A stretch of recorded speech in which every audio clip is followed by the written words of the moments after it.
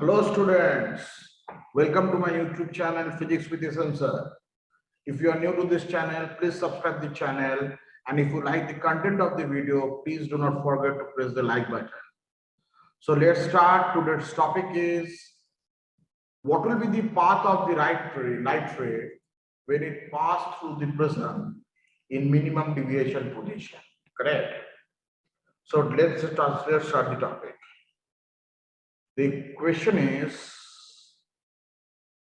what is the path of the light ray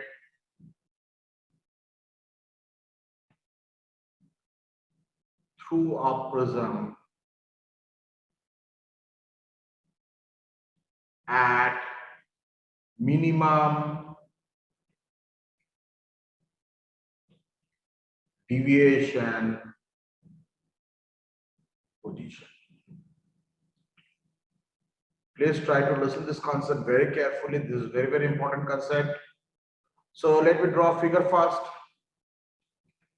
Suppose these are prism.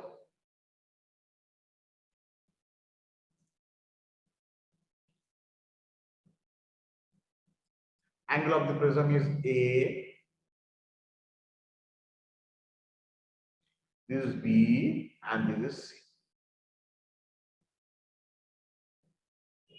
So in this case, I'm going to consider the case of minimum deviation, correct?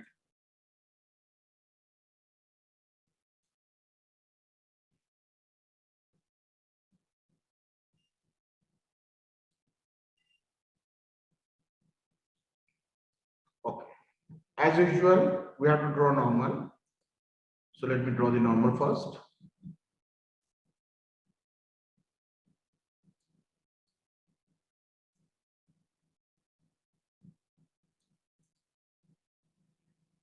Now, the main part is this key.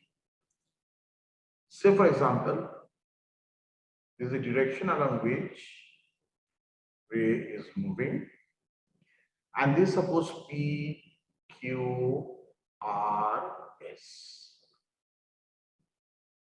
And we know that in case of minimum deviation position, angle of incidence and angle of emergence are same, as well as if this angle is R, this angle is also R. Now, it is quite clear from the figure that this angle is 90 degree because there is the normal drawn on the prism. So this angle is what? 90 minus R. Similarly, this angle is also 90 minus R. So from this figure, what we can say, in the triangle AQR,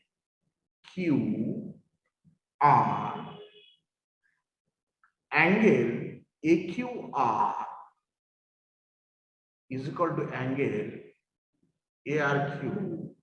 Therefore, we can write AQ is equal to AR. That means it's an isosceles triangle, correct? Now, if the prism, look, this is a condition. If the prism is either isosceles or equilateral, then what will happen? AB equal to AC. So in that case, what we can say, if AB equal to AC and AQ equal to this, AB equal to AC means angle ABC, angle ABC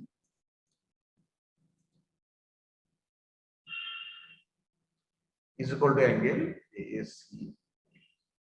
Clear? Now look, that means what? The point Q and R are symmetrical about the position A. Okay, so what we can write? AQ by AB is equal to AR by AC.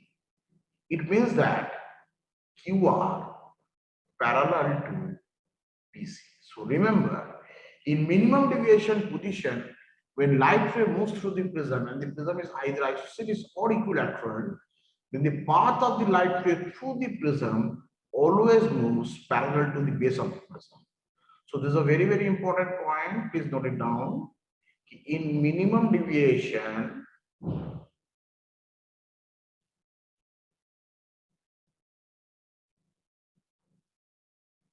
okay, position, the path of the light ray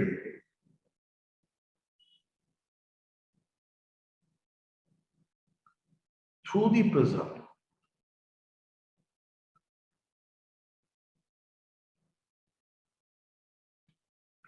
is parallel to the base of the prism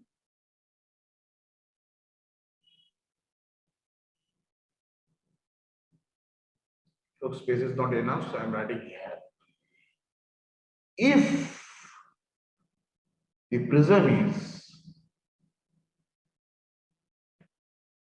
either isosceles or equilateral. Okay, so this is a very, very beautiful concept and very important concept also. You have to remember it. Okay, please pause the video and please go through the steps. Okay, so our next topic is refraction of light through a thin prism. Okay, refraction of light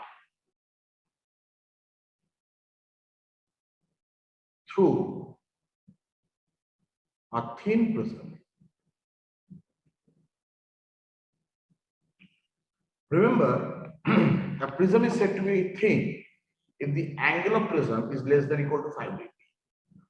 So note down this point, please. It's very, very important. A prism is said to be thin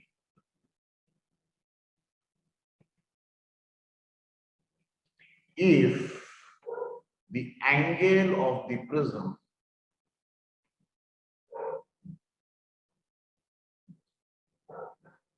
is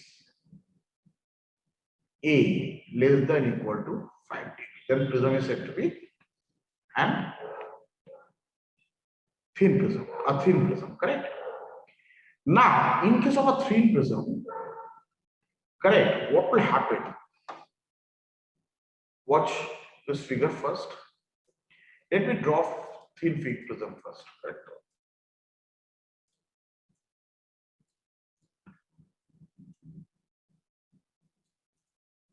And as I've said, the angle is very small, ABC. Now, if I consider the case of minimum deviation, we know in minimum deviation,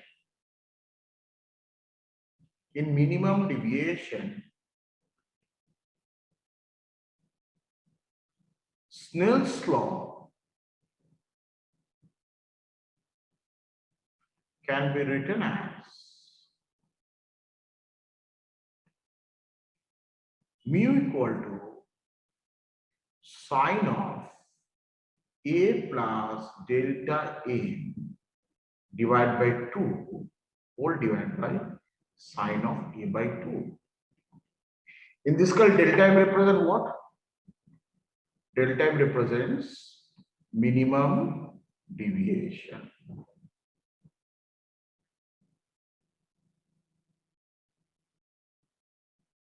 Okay. Now you have to know one important trigonometrical trick. Remember, this is a very, very important. You are doing it for first time, so I'm writing it here. If theta is small, sine theta can be approximately written as theta. Cos theta can be approximately written as 1. And tan theta can be approximately written as theta. Okay. Since in this case, delta M is minimum, that means it's very small, as well as A is the angle of a thin prism, which is also very small. That is why in this case, entire of this angle as well as this angle are very small. So if we apply the approximation written here, in this case, so we can write it mu equal to A plus delta minimum divided by 2 whole divided by A by 2.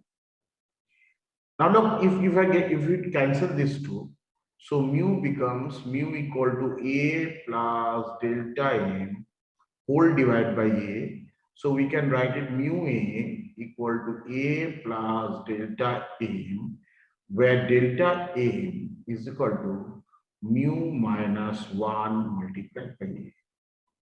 These are very, very important formula for thin prism. Okay, you can able to find out the value of the deviation produced by a thin prism if the physical informations are given to you. Correct. So this is very, very important.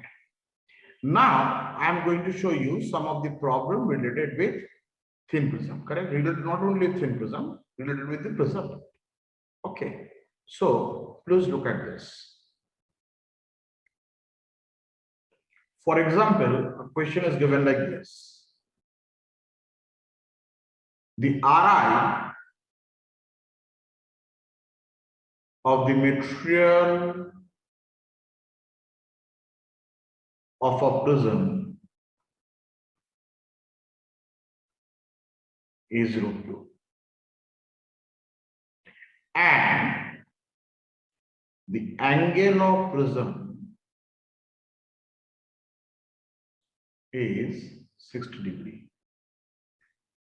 Find delta minimum. Okay. So how to solve it? So we have to apply this formula. Mu equal to sine of A plus delta M divided by 2 whole divided by sine of A by 2. Now look what is given. Mu is equal to given √2.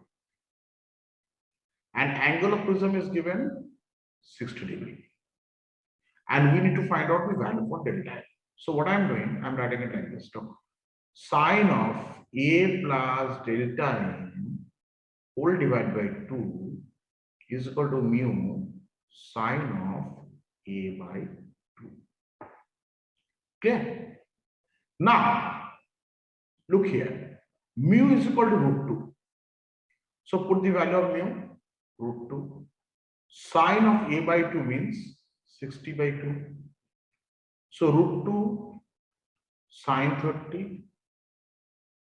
So √2. What is the value of sine 30? Sine 30 is half. So if I calculate this, I will get 1 by √2, correct? So it's ultimately coming sine of A plus delta M divided by 2 is equal to this. Now what we know, which value of sine is equal to 1 by √2.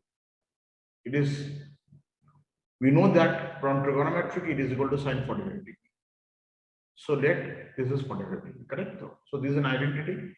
So what we can write, A plus delta M divided by 2 is equal to 45 degree. Therefore, A plus delta M is equal to 90 degree. And A is equal to given 60 degree.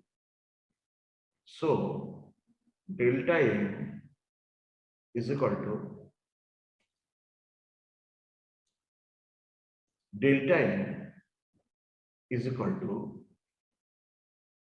90 minus 60. It is equal to 30 degree. So this is the answer, right?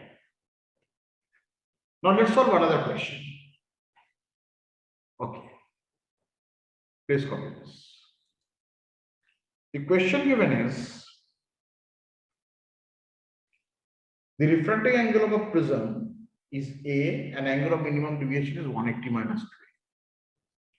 Refracting angle of a prism is given A. Okay, this is the refracting angle of prism, and it is given delta minimum is equal to 180 minus 2A. So the question is, establish a relation between mu and A. Establish a relation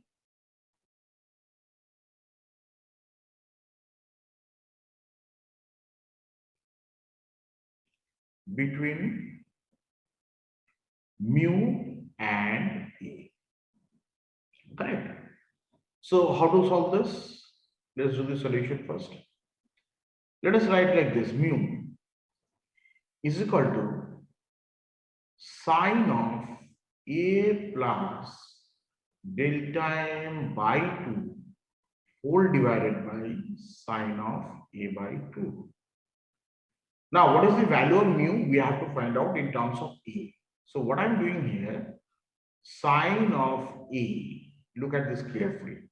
A, what is that?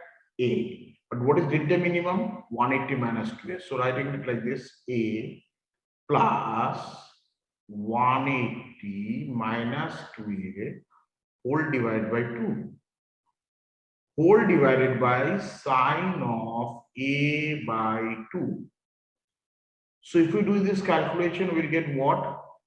180 minus A whole divided by 2 by sine of A by 2. Correct. Now, mu equal to therefore 90 sine 90 minus A by 2 divided by sine of A by 2. Now, sine 90 minus theta is the formula for the complementary angle, that is cos theta. So we can write it cosine of A by 2. It is cosine cos divided by sine of A by 2. So relation is coming mu equal to cotangent, that is cot A by 2. This is the relation. Okay. Now let me show you another problem related with the prism. So let's take an example. Suppose two different colors of light, correct? Two different colors of light, two different colors of light.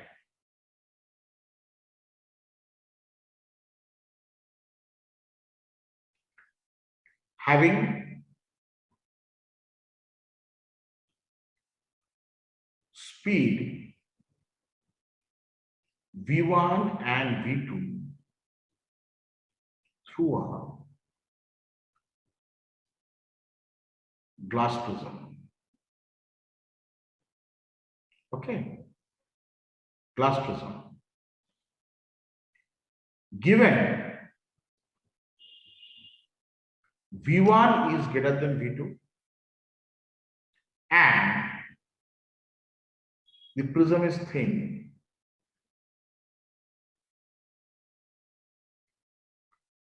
then the question is, then identify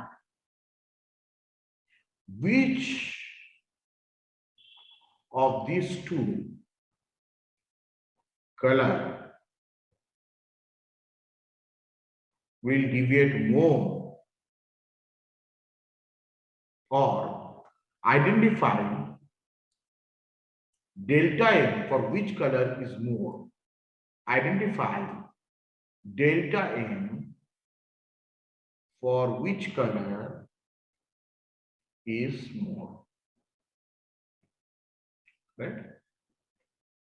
Now, what I'm doing here, look at the solution. Two different colors of light having speed V1 and V2 through the glass prism. So let us try to find out the absolute refractive index of those colors in the prism. Mu1 equal to what? C by V1, and mu2 is equal to what? C by V2. Okay.